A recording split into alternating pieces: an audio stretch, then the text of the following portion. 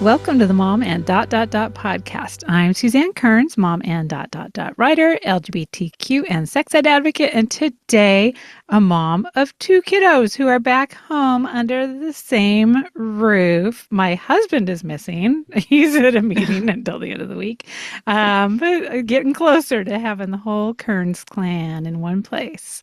That's awesome. I love it. Well, I'm Missy Stevens, mom and writer, foster care advocate, and today, parent of a kid taking his last ever high school exam, which gets me right here. But also, he was a crankpot this morning, so it helps me not feel as sad. And I'm also missing a husband this week, so I feel you there. Maybe that's why we're so grumpy. Maybe. We need them to kind of distribute the stress across double parents. Yeah, Mark is always way more calm and chill than I am. So maybe it is his missing energy. Come back. Yeah, come back. Make us normal. Well, today we are really excited to have Dallas Woodburn on the show. Dallas is a mom and award-winning author, podcast host, and book coach who helps women around the world write and publish the books inside their hearts. She is the author of 7 books and a former John Steinbeck Fellow in Creative Writing. Dallas has also been honored with the Jefferson Award for Public Service, the International Glass Woman Prize, and 4 Pushcart Prize nominations. She once spent an entire year doing a unique act of kindness every week and chronicling the journey on her blog. Dallas lives in California with her husband and 2 young daughters. Welcome. Thank you for having me. And my husband has been gone this week as well on a work trip. So maybe is there some dude convention we don't know about? Right. Maybe they're actually all somewhere really fun and not telling us. Oh, yes. My husband is. He's in a gorgeous, beautiful, giant cabin in Winthrop. It's for work though, but mine really is in Dallas. I mean, it's not that exciting. But Dallas is exciting. We are so glad to have you here, Dallas. Thank you. Well, we learned a little bit about you from your bio, but I'm sure there is more to your story. So can you share a little bit about where your career started, any pivots that you've had along the way, especially those that are related to dealing with those 2 beautiful daughters of yours? Yes, I feel really fortunate that I, from a super young age, just knew what I wanted to do with my life. I've always loved reading, loved books, loved writing. And I think doubly fortunate to have very supportive parents. So in the arts, especially, I think that can be challenging sometimes to have parents who support you in those endeavors. My dad is actually a writer himself. So I grew up with just kind of witnessing him at work. And I think being aware that the books I loved to read when I was a child, that they didn't just magically appear on the bookshelf, that there was actually someone whose job it was to write them. And I would see my dad, he wrote a lot at the kitchen table. He wrote a newspaper column, and then he's also since transitioned into writing books. And so it's been really, really exciting and, to follow his career, and also just to have someone in my life who gets it as far as kind of that creative process and the ups and downs. I always knew I wanted to be a writer. But I think a big pivot that happened for me, I studied writing in college and in graduate school. And I always imagined myself, speaking of that cabin, that lovely cabin, in the woods, I always just sort of imagined myself secluding myself all day and writing. But I realized that I am an introvert, but I'm a little bit more extroverted than I maybe thought. And I would be very lonely if I was just by myself writing. And I also think being with people, interacting, for me, it helps the creative process too. So I realized that I wanted to do something in addition to actually writing myself. When I was in graduate school, I was able to teach some writing classes, and I really enjoyed that. And then it just kind of started organically, where people would say, "Oh, you've written a book. Tell me how you did it." I feel like I have a book inside of me, but I think it can be such an overwhelming journey, not only with going through the process of writing a book, but then we come to all those questions about getting your book out into the world as far as publishing goes. There are so many options, so much information. It can just be really overwhelming. So that's how my business began, as a book coach, or I call myself a book doula. So really kind of help women give birth to the stories inside of them. And it's been really lovely as well with becoming a mom. I feel like the people that find me to some way to work together, it always feels like it's a book that I need to read myself at that time too. So an example would be when I was just a few months postpartum with my first baby, a woman reached out to me who was working on a book for new mamas. And I just felt like I'm your audience, right? Like I need to read this let's book do right this. now. Yeah. So it's been really just wonderful to see the ways in which I believe that it sort of is like this beautiful kind of cosmic connection that I'm able to work with these women to get their books into the world. I love it. And I have so many questions that I don't even know where to start. But I want to talk about why I am thinking of hiring a coach is that I use a lot of my dots as a reason to say, well, I'm just too busy to get this done. It's an excuse. So I don't know if you have some tips for how you apply that to your own writing. You are in the weeds with little kids. And so I'm so impressed that you get this done. We're in different kinds of weeds with big kids doing college and high school and all of this kind of stuff. But I can make 1,000 excuses, whether it's kid related or life related. Like, what do you do to get We could yourself spend to the be whole done? the whole podcast talking about this. It's such a meaty question. And I think the first thing I want to say is just normalizing, like, you are not alone and I'm right there with you, right? And I think it's so funny with our books. There's a client once said to me, well, why is it so hard? Like I know it's something I want to do, but why is it so hard to actually sit down and do it? And it's like, that's the $1,000,000 question, right? But I think there is often so much resistance, fears, doubts, kind of things buried under the surface of like, oh, I'll just sit down and work on my book. Yeah. And I think also I'm a big believer that our books, that it's a transformational process so that we're not the same person on page 1 as we are at the end of the journey.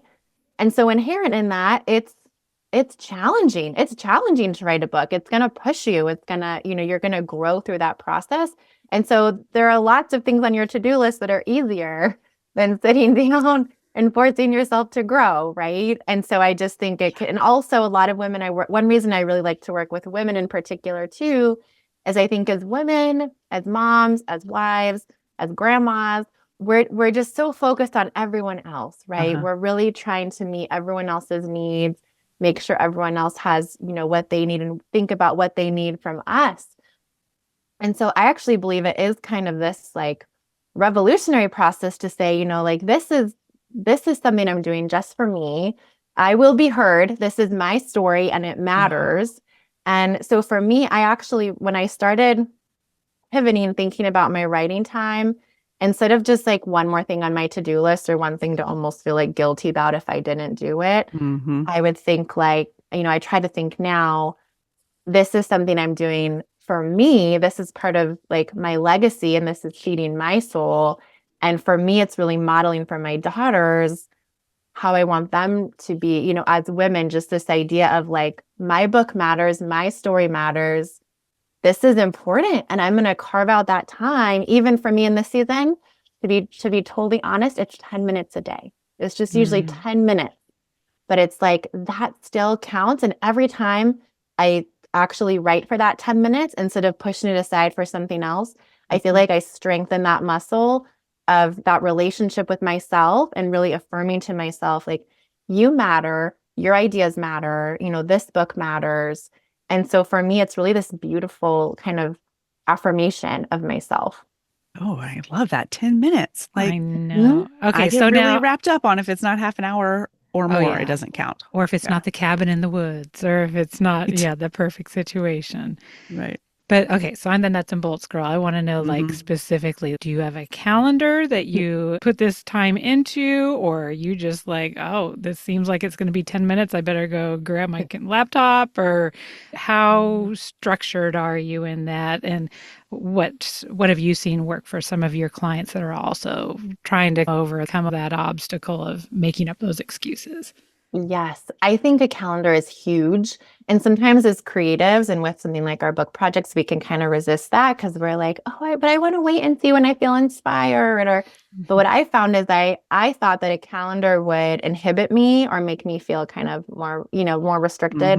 But actually, when I have my writing time, an appointment on my calendar, it just helps me relax a little bit because I'm not then throughout the day wondering, oh, am I going to write now? Well, should I write now? Well, no, I'll do this first. Oh, I'll do it later. Maybe I'll do it. Oh, I'm too tired tonight, so I'll do it tomorrow. Instead of just becoming this constant like decision fatigue, I know when I'm going to do it. And I like to tell my clients, to me, it reminds me of, speaking of like high school, taking the last high school exam, being back in high school. When you're in math class, you're not feeling like, oh, I should be working on my English homework right now. Like you're just in math class. You're just able to focus on like where you're supposed to be. Mm-hmm. And so for me, it's really been helpful when I schedule my writing time, even that 10 minutes that looks ridiculous in my Google Calendar. It's like the tiniest little sliver of a thing. But I'm like, okay, this is my appointment for my writing. It helps me feel less guilty for like, oh, I'm not doing that pile of dirty dishes, or, I'm not doing this or that. Because it's like, no, this is my little appointment for my writing time. So I think that's a great first step for anyone who feels like, oh, I want to be working on a book or whatever you have that you want to be pursuing for yourself. Can you find a little 10 minutes that you actually, and I would really recommend actually scheduling it. Because for me, it's so much easier to just put it off and kind of ignore it. If I just say, oh, I'm going to do 10 minutes before bed. But it's like when I see that little calendar notification at 8:30, I'm like, okay, I better go sit down and do it. It just mentally, it feels more real, I guess, or like more legitimate. Mm-hmm. When we're done here, I'm going to go sit down with my calendar and get it squared away because I don't put it on the calendar and the day goes away. Like, yeah, it'll fill done. up. It'll fill up. And so I guess does that go hand in hand with inertia? That's another thing that Missy and I are both, I think, a little guilty of. Just like, it's just that initial get started motion to even like start doing that 10 minutes. I'm guessing we are not the only ones in the world who have encountered that issue. Do you have any tricks of the trade for helping get people just get that first step? Yes. Started? And you were actually thinking on it, said some of these huge cornerstones of what I work with my clients. So the calendaring is huge, and like keeping those appointments and kind of having that accountability with that. And the other main thing we work on is trying to get that momentum going. So as you're talking about that inertia, it's like trying to get that boulder moving. So then it's, it's so much easier. So for me, the calendaring helps a lot. And I actually like to really recommend small sessions. So let's say someone listening, you're like, oh, I have way more than 10 minutes. I could schedule an hour. Maybe just start with 10 or 15 minutes, something to make it easy to get that win. So then you feel, you feel good about it and you want to come back the next day and the next day and the next day. So it's really, with a book, one thing that I think is so overwhelming about it is you could have a great writing session where you write, like 2,000 words or something. But that still is a very small part of a huge book, right? And so it's like you have to put in those sessions and really be consistent with it and, to really see that progress with getting towards that goal. It's like running a marathon. And so I believe that consistency is way better than kind of like sporadic. I just think it helps really build that momentum. And so anything you can do to help make it feel good for you and make it easy for you to get those wins. So something I like to do too is tell myself, and my clients will do this, is to say almost like a bare minimum. So you might think maybe you're a time person like me with those 10 minutes, or maybe you're a word count person where you say, okay, bare minimum, I'm going to write 100 words today. So it's like, even if you're cranky, you're tired, you're uninspired, you can sit down and write those 100 words. And then you're totally free. You could walk away for the day and feel really good about yourself. But usually what happens is once you get those 100 words in or those 10 minutes in, that's usually the hardest part, at least for me and for a lot of my clients, where then it's like, oh, I'll just do another 10 minutes or I'll just do a little bit more. And so it's like something just that you can tell yourself to kind of get over that initial resistance and get going, but have a really, really easy win for yourself that you can just write that 100 words and feel good about it. Because really, if you write even just 100 words a day, every day, right, that's eventually gonna you're going to finish. And Yeah. you are. And do you have any philosophy on rewards or anything? Our friends Jess and KJ from the #AmWriting podcast like to do stickers. So once they hit, and they have this accountability group amongst themselves, and they'll just basically text each other and say sticker, and they'll put on their calendar. What are some of the things that you've seen motivate some of your clients to do those 100 words? I'm a big sticker person as well. I love just seeing the rows of stickers on my calendar, and I don't like any blank spaces on that sticker row, right? So it's funny, just that little extra motivation to get my sticker for the day. I'm also a big believer in trying to make your writing time feel special in some way. I think especially with all of us with the dots that we spend a lot of time in front of our computer doing other things. Is there a way to help you transition out of all the other stuff you do on your computer into more your writing time? So some examples would be maybe you have some little twinkle lights that you turn them on when it's time for your writing time, or you light a candle. Candle can be great because then you can blow it out at the end. It kind of has this nice like beginning and then an ending sort of. I have a special tea that is my favorite, Harney and Sons green tea, that I only let myself drink when I'm working on my book, my creative projects. Similar with snacks sometimes, like if you have some favorite snack, sounds silly, but there are some days where I really want to drink my green tea and I'm like, I guess I need to write then because I really want to have that tea. So anything to make it just feel special for yourself, and that you can link in your brain positive associations with working on your book. I think that's really the key. I like that so much. Like I have almost no vices left. I'm giving up all the things. But I have, in my giving up all my vices, I have developed this Diet Coke resurgence in my life. I gave it up years ago and it's back. So I'm like, it's sort of the least of a lot of evils. But maybe I can couple my daily, and I drink the tiny ones, so I'm just having a little, but maybe I can couple my tiny Diet Coke with my 10-ish minutes of writing. Yes. I like it so much. I'm writing that down. I love that. And it really can be simple. It's so funny that you mentioned the twinkle lights. I've got this little desk lamp on my desk that I never ever turn on, but I happened to turn it on yesterday, and it just creates a whole different mood in there. I was like, this feels kind of like, I I just ordered a cute new desk lamp. Maybe I'll do that too. Yes, I like all of this. I like making it a moment. Make it a moment. Yeah, it creates a whole new ambiance in there. And I like that you termed it as your creative projects, because anybody who's listening, it doesn't necessarily have to be writing that we're talking about. It can be anything that you have been wanting to do and have not been carving out the time for yourself. I think that we're probably, I know that Missy and I are, I'm guessing the fact that you're able to do all these dots means that you are in a pretty privileged circumstance and that you have a supportive partner that encourages you, and I don't want to say allows, but that you have the space and time to do this without having the weight of someone either not valuing that work or vocally telling you not to do that work. So I'm trying to think for people who, maybe do not have that support, but really do feel it in their heart that they want to be doing this creative project, whether it be writing, whether it be something else. Have you encountered that with any of your clients, to how they can help address anyone who's not supportive in their life of them taking that time? Yeah, that's such a great question. And I think that's such a good reminder for all of us, like really staying in our own lane and not comparing our circumstances with someone else that you see on social media or online or whatever, because we don't know the different privileges that, so it's really keeping your eyes on your own paper in that way and trying not to fall into the comparison trap. I mean, I really think community is so huge, and finding at least one other person, but preferably like a writer's group or a place. It's a lot of what I do with my book coaching. I have small group programs where it's really about, it's about the accountability. Yes, it's about having a coach there to help answer your questions and if you're feeling stuck. But a huge part of it is really having this community of other women who are working on books and who get it, who you can just like for an hour a week, you can just kind of sit in that Zoom room and exhale that you're with other women who know. You don't have to explain. You don't have to try to justify. You don't have to almost like have that defenses up of this is why this is important. You just get to kind of exhale and be held by other women. So we do a lot of just affirming of each other and saying, this is why I love your book project. This is why you need to keep going, and just really kind of having that support.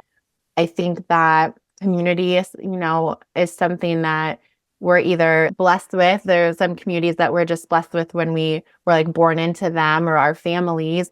But also I think we all have community that we need to build intentionally for ourselves as well.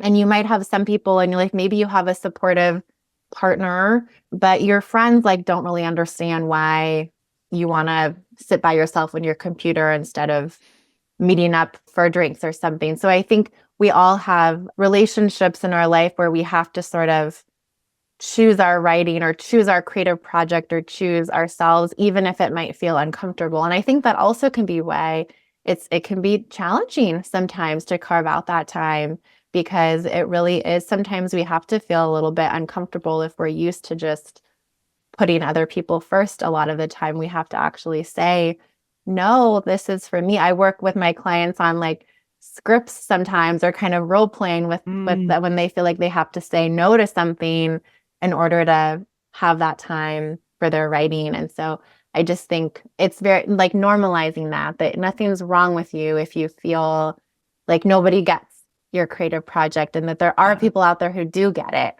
It's just about finding them. Yeah. And setting those boundaries. Always comes back to boundaries. Boundaries and values. Boundaries and values. Oh my gosh. Well, okay. Yeah. Now, speaking of books, you've written a lot of books. I'm impressed with how prolific you are. Yes, and you the are. amount of work you've done. And a lot of like young adult fiction. This little cutie one that's sitting behind me. I want to, just in case anybody's looking at this on the YouTube. It's so cute. 1001 Ways to Be Kind. It is just, I love these. Are these like called gift books or whatever? They're Gift just like, books. just the cutest little, like you can literally probably put it in your pocket, and it matches our logo, which makes us happy. Not planned, but we love it so much. So now it sounds like from what we've read about you that this came about a project that you had set up for yourself. Which came first, the chicken or the egg? The 52 weeks or the year of doing these acts of kindness? Did that come first, or was the book first?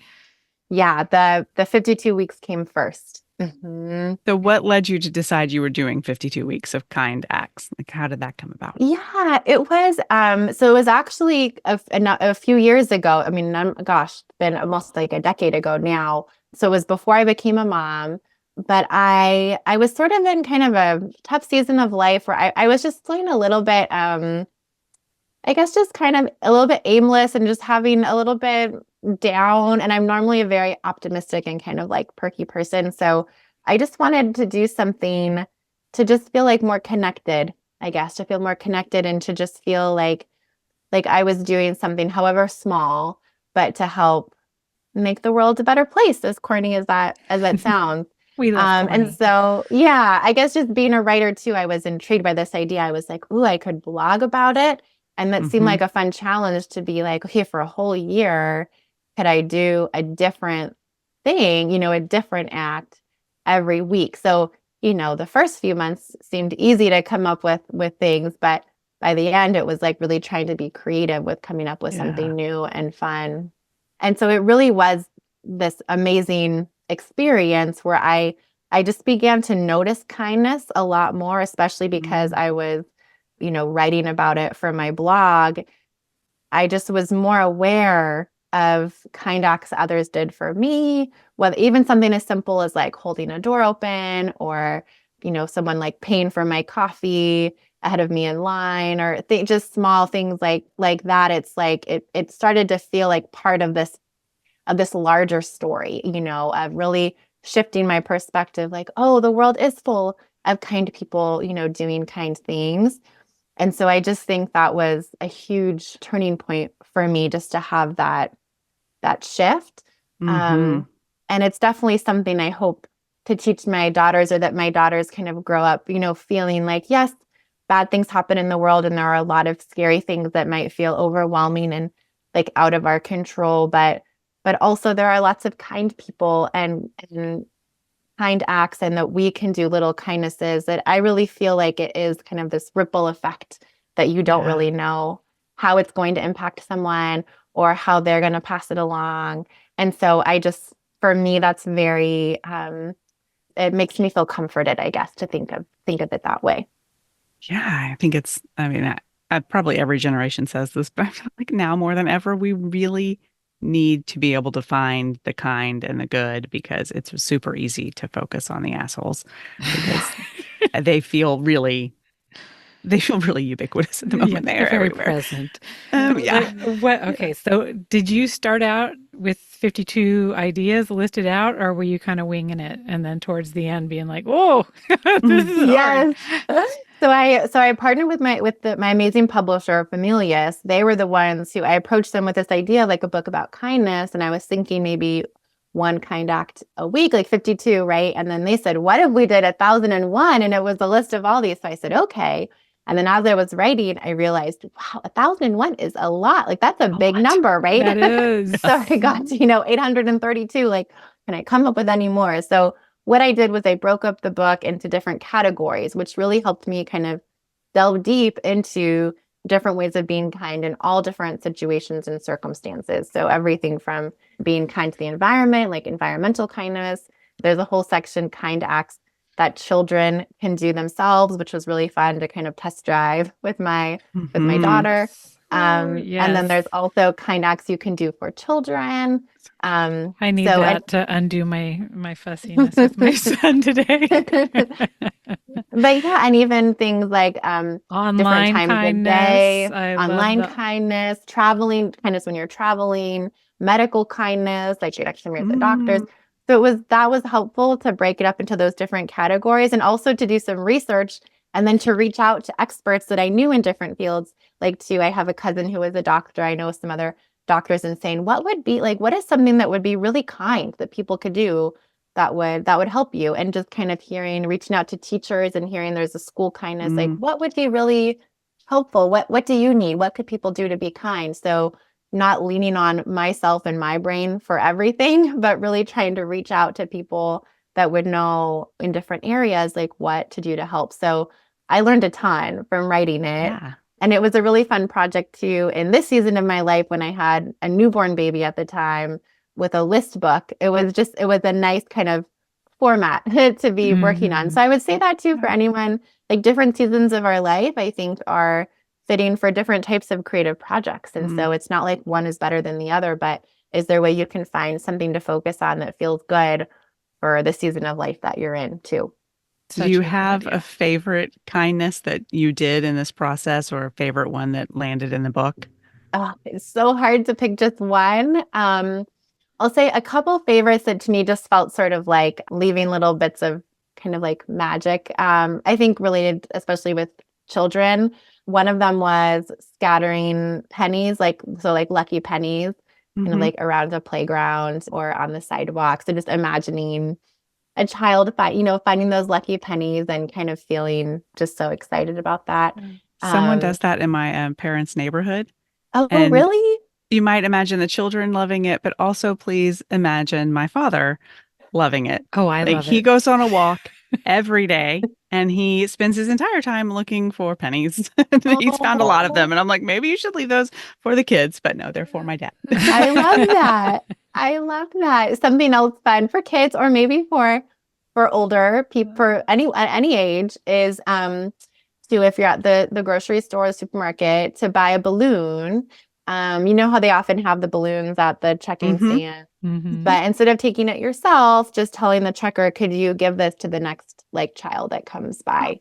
Could you give them the balloon? So things like that, I just feel they're a little bit out of the ordinary, and I just like the idea of it kind of like surprising and delighting somebody. Oh, I love that. Yes. And I hate going to the grocery store, so that that would make it kind of fun. Like at the end of the grocery store, you get a little reward, which is you get to pass on a kindness. Yeah. And my kids used to lose their minds over balloons. I have an 18-year-old who still would like a balloon for every special occasion. Yeah. So cute.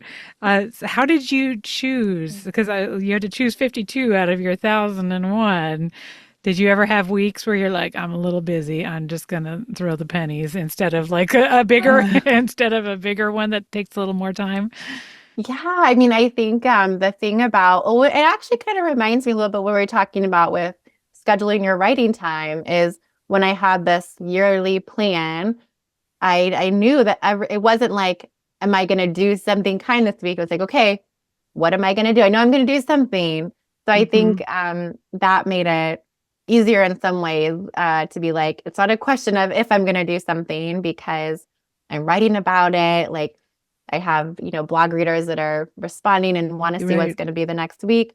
And so yeah, I mean, I think I will say making it easy on yourself. If you're someone who's like, oh, this sounds fun, I want to do a kindness project, whether it's like a month of kind acts or a year like I did, or I have some people reach out and tell me they do a bunch like on their birthday or on some special occasion. So I think it is this mix of like, there are some that are more time consuming, like volunteering at a food pantry or collecting donations, for something. But then there are, I think what I really learned is it doesn't have to be a ton of time or a bunch of money or investment. Like it can just be these small little acts like the balloon, or there's even some in there about writing a note to someone. And I think thanking people is also something like gratitude and kindness really go hand in hand. It's like, when was the last time you thought to thank your local like postal worker who delivers your meal, or your veterinarian, or just people that it's like they're there in your community helping you, but we don't always think to do something for them or to say thank you. And so if you're feeling stuck or stuck on time, I think thank you is like a really easy kindness to do. So smart. Especially here at the end of the school year. Let's thank some teachers. I was just thinking, I'm like, I have some thank yous to write. Yes. But we're running down on time, and we're getting almost to Look, Listen, Learns. But before we get there, do you have anything coming up, any book groups? Are you starting anything special for coaching clients? Or is there just places where people who are listening who just want to follow you, where they should find you? Yes. Yeah, I do have a couple things coming up. Every year I do a virtual summit called the Thriving Authors Summit, where I interview a lot of authors, but also some editors, publishers, women entrepreneurs. Actually, I've talked to you guys if you want to come on. So that is really fun. That's going to be in July. So people can look out for that. If you follow me on my social media, you'll be able to be kind of in the loop for all of that stuff. And then the big program I have this summer, I run a program. It's an 8-week small group book coaching program for women who really want to get started on their book. So we talked about kind of that inertia. The program is called Your Book Roadmap. And the goal of it is to help you in those 8 weeks, like really get started and feel like you're on your way. And so we do a lot of mindset stuff to kind of get over, is there anything that's holding you back? We carve out the writing routine, and you have 8 weeks of really like sinking into that writing routine and making it a habit. We'll do your book outline, get your first chapter done. So you really kind of have this roadmap moving forward. My goal for the women after those 8 weeks is that then they'll it's almost like the training wheels. We can take the training wheels off the bike and you're just coasting along into the sunset. And so that's been a really fun program. And a lot of women tell me it's like a gift they give themselves for the summer. So we're usually used to thinking about our kids. Okay, what camps and classes for my kids? But maybe you want to give yourself like a class this summer and give yourself some time to work on your book and that in a community of support. So if anyone's interested in that, you can reach out to me. I'd love to talk with you about that too. Missy, and we also wanted to talk about your podcast. I know you see me thinking like you probably see the smoke coming out of my ears. But we wanted to mention your podcast. I'm sorry, I kind of jumped the gun, Susanne, but tell us about Thriving Authors Podcast, and then we'll go into Look, Listen, Learns. Yes. Yeah. So Thriving Authors Podcast, it's been really fun. I started it during COVID when I was just really missing talking to other artists and creatives. And you can't go to book events anymore, nothing. And so I thought, well, what if and I always thought about the idea of doing a podcast. And so I just kind of jumped in, even though I didn't feel quite ready, and found a producer I don't really know how to do any of that stuff. So I release a new episode every week, and it's every other week that I do an interview with an author talking about what is basically like the behind the scenes of their published book. And so I think often it's like on social media, we just see the highlight reel, and we often don't know some of the stories behind that and just the ups and downs with getting a book, from first idea to published book. And so it's been really fun to talk with authors and to hear about their books and their journeys and kind of normalize just some of the hard parts about the writing life and just the need to be persistent and dedicated with that. And then every other week, I do a solo episode where I talk about something that's coming up with my clients or that I get questions from listeners, just something about writing or editing or publishing or marketing. So it's been really fun. Awesome. Well, we'll link to that as well. No, thank you.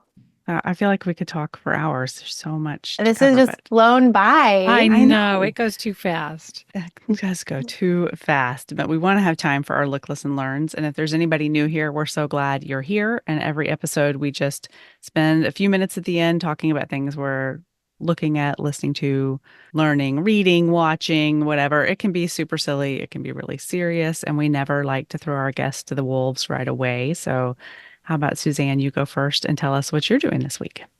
Oh, let's see. Mine are all going to be related to my big trip to go pick up Zoe at college. Yeah. So we went to the coolest museum. My brother lives around the Baltimore area, around Gaithersburg.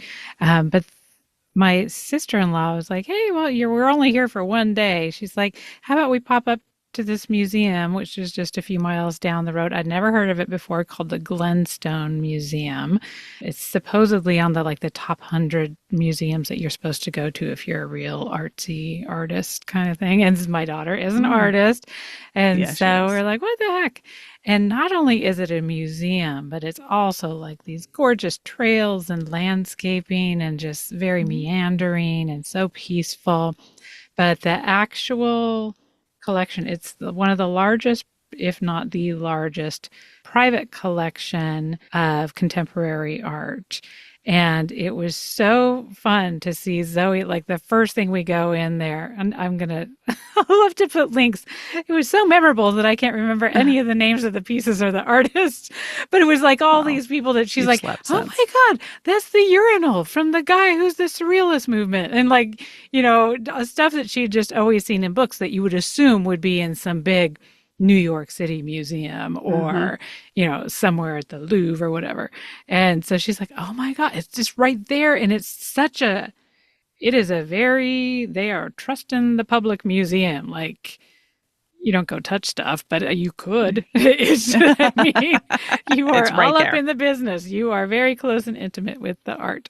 And then it was very interesting because as we were walking through, she was like, it's so fun to see that one that I've already heard of. There's this other one that I had heard of that was so interesting where it was like this 350 pounds of candy. And then you would go and take a piece of the candy and it was representative of the artist's partner's battle with AIDS and his weight loss. And then the loss of his partner is, I guess, this idea of, people taking the candy and, there's this idea of, are you supposed to feel good or bad about taking the candy? Am I hurting the partner or am I, they had also said, oh, but it's like taking part of their love and for yourself. And I guess the idea behind this exhibit, people have done it all over the world with you could have 350 pounds of Snickers, or you could have 350 pounds of breath mints, or, whatever it is.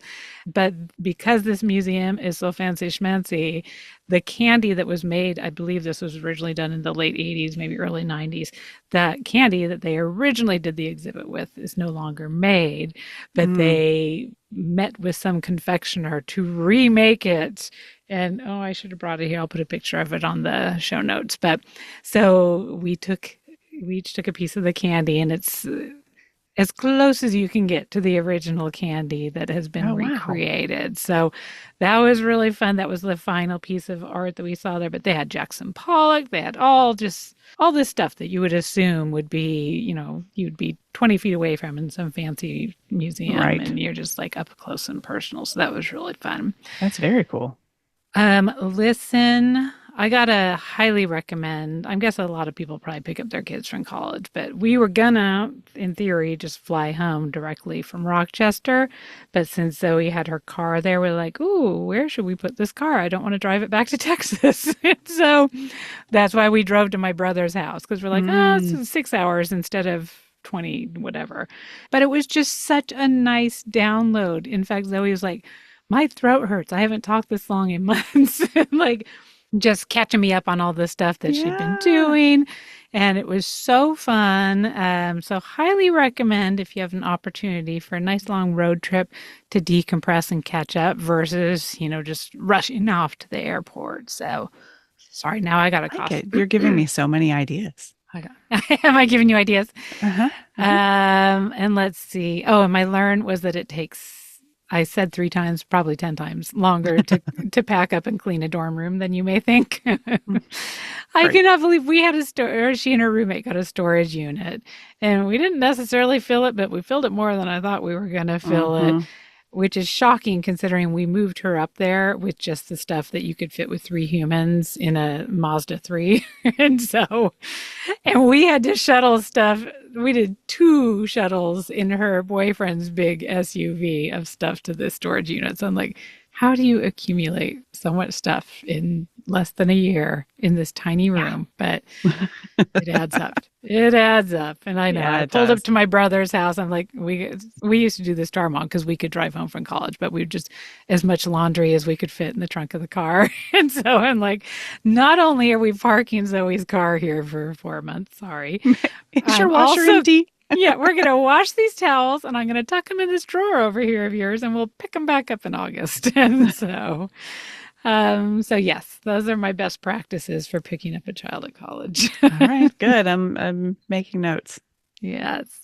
What about you, Dallas? Oh, well, you just brought back, my memories with my mom and I drove cross country when I was moving and going to grad school, and she drove out with me. And I just really treasure those memories. Like it was such a wonderful road trip. So just second that. I wrote down a little list. So for look, my older daughter, she's 5.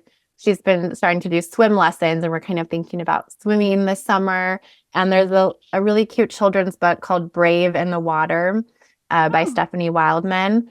And she's just really been loving that book. We've been reading it almost every day, just kind of helping her feel like she can be brave, when she's putting her face in the water and doing some things with the swim lesson that are a little bit new or uncomfortable. Yeah. Maybe I need that one, Missy. I know. We always just joke did an about episode where we talk about Susanne cannot swim. So yeah, you need to get brave in the water. Yes, it's very, there's kind of yoga in there, breathing. There's just lots of good practices. There's a peacock that kind of helps give some courage. And I've also been reading one of my clients. Her book is coming out in a couple months. It's a rom-com, and it's called The Expiration Date by Leslie McElroy. And it's just so delightful. It's like just such a fun rom-com. So I've just been really enjoying editing that for her. What a great title. What a fun play on words too. Yes. Can we pre-order it? You can. I think it's going to be available next week for pre-order.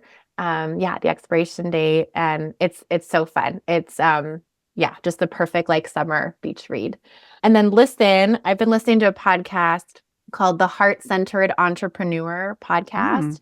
And I just was thinking about with our audience of thinking about the ... like it's really for moms who also have some sort of, other thing they're doing. And it's just every week, every episode, I just feel so inspired after listening to it. I usually listen to it in the car when I'm driving my kiddo to preschool and doing the errands and everything. And I always just feel energized. And the whole idea about you can be a mom and also do these other things, and that's good, and it informs each other. So I just love that podcast. Oh, I just wrote that one down. I know. I'm gonna add that to the long list. And then the last thing I wrote for learn is there's a parenting coach named Mary Van Geffen, and I've been just all about her, learning from her. I first started following her on Instagram, and then I've taken some of her online courses. She has different courses. There's a trio that I found really helpful called Calm, Firm, and Kind.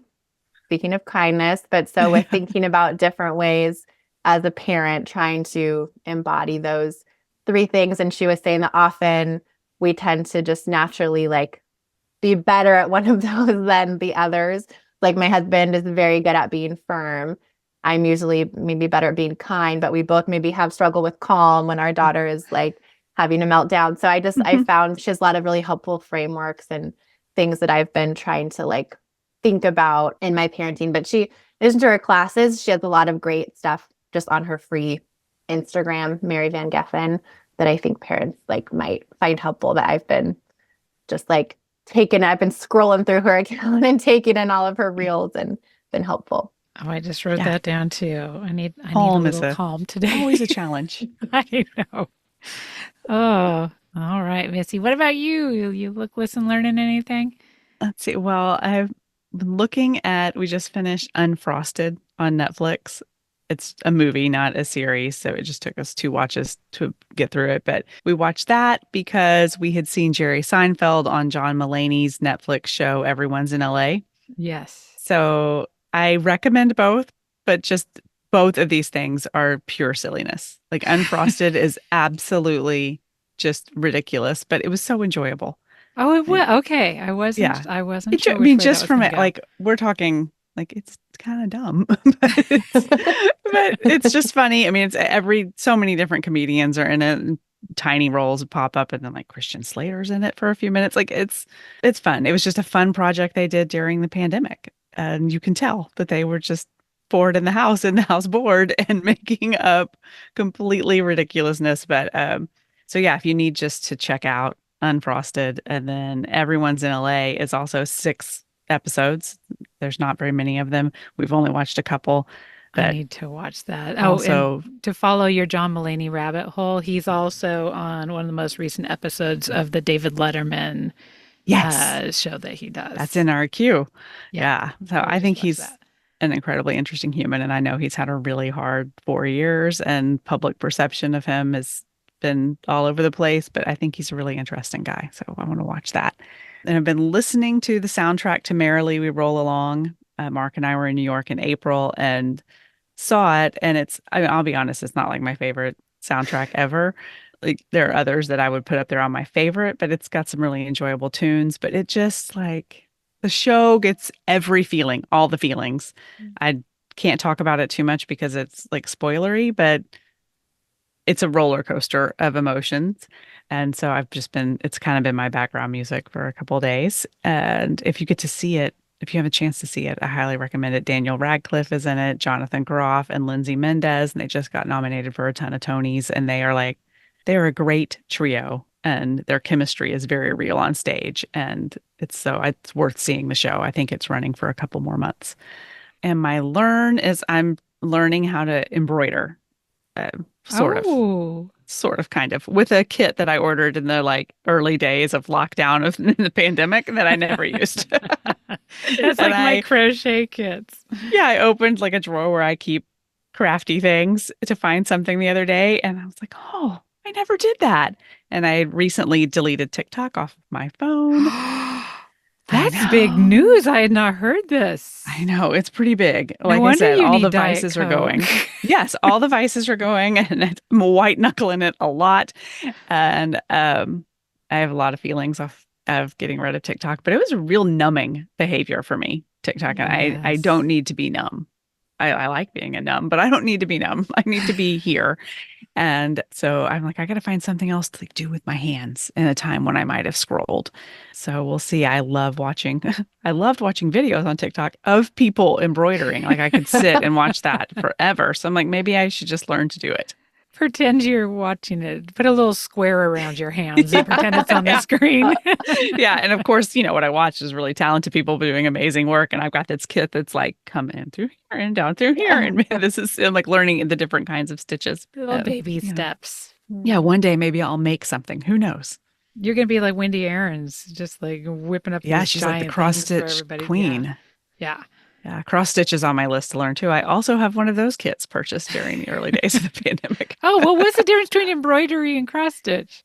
Embroidery is more like there's a lot of different kinds of stitches, but it's I don't know what the difference is. I can't describe it. That's dumb that I can't describe it. But cross stitch is usually a pattern. It's a very specific kind of stitch, and you do 400 of this cross stitch to make this picture. Where with like embroidery, you might use different kinds of stitches to make a flower and another kind of stitch to make like a border or something. And it uses a different kind of, like it's similar thread, but you use maybe thicker or more in some places or thinner in other places. And that sounds hard. I'm a really tactile learner, so I may need to find an actual class with a human who can sit with me, because the kits may be only going to go so far for me because I don't I don't process necessarily reading it like that. So we'll see. One day, though, perhaps there will be something worth putting on a wall or on a pillow. Good for you. Well, we always say that there's stuff we want to put on our pillows. So now I you know, can do it. and now I can make the pillows.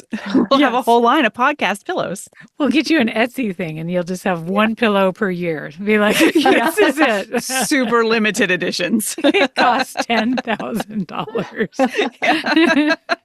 I love it. Okay. Very fun look, listen, learns today. And I want to pull the book Dallas, up it here was so good to again. meet you. It was so good to meet you both. I want to just keep hanging out with you. I'm like, oh, can we have a date next week? This is just lovely. Let's do this every week for sure. Thank you so much. Thank you. And so, yes, everybody go. We'll put all the links in the show notes for some of your classes, your upcoming book, one of your clients' upcoming books, and all kinds of good stuff. So, yeah, definitely go to the show notes for all those links. Yes. All Thank right. you. Thank you so much. Have You a great rest of the day. afternoon. Bye-bye. Bye. Thank you so much for joining us for the Mom and ... podcast. We hope you enjoyed today's show, and if you know someone else who could benefit from the episode, please be sure and share it with them. And while we're begging, please subscribe and rate us wherever it is you listen to podcasts. You can find links to all the things we discussed today in our show notes or over at our website, momandpodcast.com, with the A-N-D spelled out. In between shows, find us over at the socials, including our private Mom and Community Facebook group. The links to that group and all of our socials can be found at momandpodcast.com. Thank you so much for your support. We appreciate you more than you know. Now go out there and make your ellipses count.